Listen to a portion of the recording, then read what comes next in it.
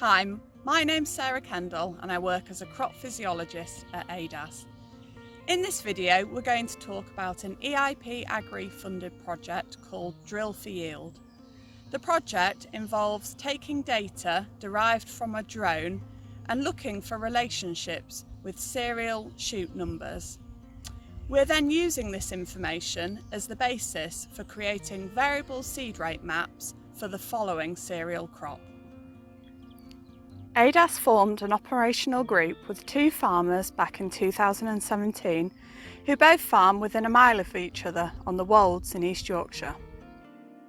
I'm Andrew Manfield.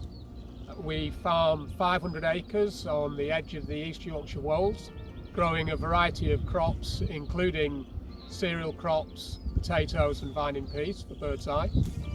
I also have a precision farming business called Manterra Limited. So I have a particular interest in the development of variable rate application technologies because they seem to be a real growth area that we have at the moment in the precision farming world. However, there are lots of questions from clients that I work with about how they form the maps that they're going to use to variably apply product. I'm Peter Southwell, farm here in East Yorkshire. Farming about 500 acres, growing winter wheat, spring barley, spring oats, oilseed rape, vining peas. I've been very interested in drone technology, and I'm interested to see how we can use the drone to measure crop canopy and then taking crop physiology to see if we can manipulate seed rates. Over the past 3 years, a series of experiments have been performed in winter wheat and spring barley across Peter and Andrew's farms. We drilled seed rate strip trials to allow us to explore relationships between spectral reflectance indices and shoot number. The trials gave us a range of plant populations and a good level of variation for calibration.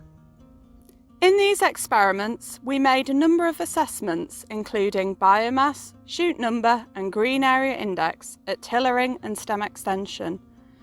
These measurements were then coupled with spectral reflectance data obtained by a drone. We have been able to use this information to develop an algorithm for predicting the optimum seed rate, and variable seed rate maps have been an output. We are now in the final year of the project and have set up a number of validation trials to test how successful the algorithm is that we have developed. In these trials, shoot number and ear number are being assessed to understand if varying the seed rate has resulted in an even canopy throughout the field. We will analyse the yield data obtained from these validation trials using the ADAS agronomics statistical approach. This method will allow us to take into account within field variation within the analysis.